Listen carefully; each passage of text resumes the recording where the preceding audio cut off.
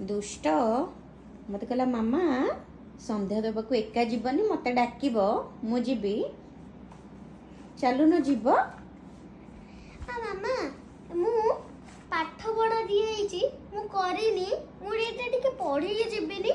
तले मु पळौची मु नहीं मु जीबी लास्ट सवाल है तो एटा last question I am the smallest one digit number who will be माने माय सक्सेसर ठाकुर पूजा करिया को जीव सी भी पाठ पढ़ा सारी की जीव पूजा करके आसिले भल से सब ठीक हे गला चलो मोर हे गला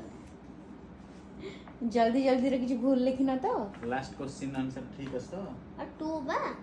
आई am the smallest one digit सुने, वन सुने सुने हु विल सुने बी माय सक्सेसर गुडन ठाकुर पूजा करके आसिले ठीक ठाक हबो हम जानी जानिछ तो और लेट करनी चलो।